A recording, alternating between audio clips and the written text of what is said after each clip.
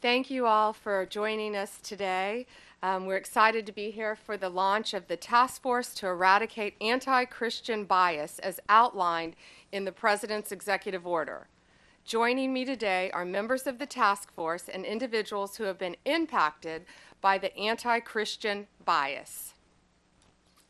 Together, this task force will identify any unlawful anti-Christian policies, practices, or conduct across the government, seek input from the faith-based organizations and state governments to end anti-Christian bias, find and fix deficiencies in existing and regulatory practices that might contribute to the anti-Christian bias.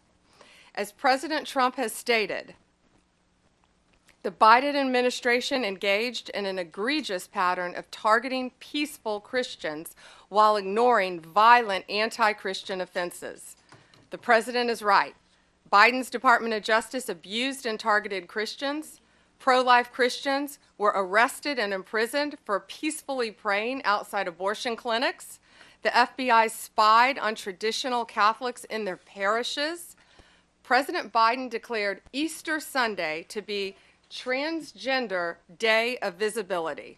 No longer. Vandalism against churches was 8 times higher in 2023 than it was in 2018. And it's at President Trump's directive, we ended those abuses at the Department of Justice on day one. We dropped 3 ongoing cases against pro-lifers and redefined the FACE Act to ensure that abuse would not continue and that American tax dollars were not used to support the weaponization of our legal system to target Christians. Just a few weeks ago, we convicted a man in Arizona for a plot to bomb Christian churches. The Department of Justice will protect religious liberty for Christians and for all Americans. We'll work closely with everyone around this table and take a whole of government approach to solving this problem, and ultimately protect Americans' First Amendment rights. The First Amendment isn't just a line in the Constitution, it's the cornerstone of our American liberty. It guarantees every citizen the right to speak freely, worship freely, and live according to their conscience without government interference.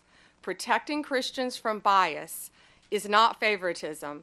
It's upholding the rule of law and fulfilling the constitutional promise. Thank you to President Trump. We have an incredible opportunity, all of us around this table, to protect the rights of all citizens from discrimination based on their religious beliefs. And thank you all for being here based on this executive order, and I look forward to doing great work together. Now, Deputy Attorney General Todd Blanche has a few words. Good afternoon, everybody. First, thanks everybody for coming and for members of the task force for being here today and for your commitment to this important effort.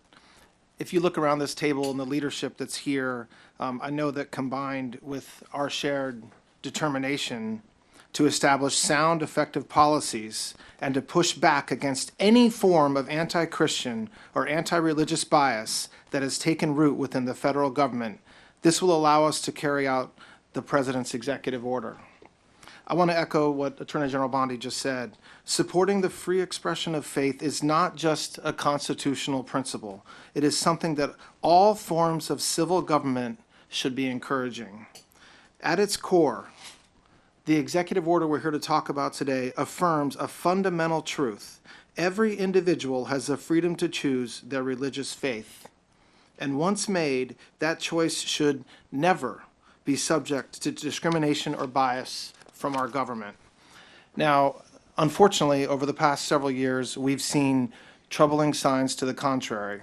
We have witnessed actions that suggest an underlying bias against people of faith, particularly Christians. This task force was created to make sure this never happens again in America. We will investigate what went wrong, uncover facts, and ultimately chart a path forward. So today, we're going to hear from individuals who will share their personal stories, stories that reflect broader trends and challenges from the Biden administration's policies. Policies that, frankly, strip people of their inalienable rights. We're also going to hear from members of this task force about the ways in which anti-Christian sentiment may have shown up in their departments or their agencies. A key challenge that we face is a public misunderstanding of our form of government. We're a constitutional republic, not a pure democracy. And this distinction matters because in a republic, individual rights are protected even when unpopular. And misunderstanding this distinction allows our institutions and media to misrepresent our founding principles. Our government's purpose is to secure rights, not restrict them. So yes, this task force has a big job ahead, but it's a vital one, and it's one that we're going to get done. Finally, I want to thank the members of the media who are with us today. We appreciate your attention and your presence for this opening portion of the meeting.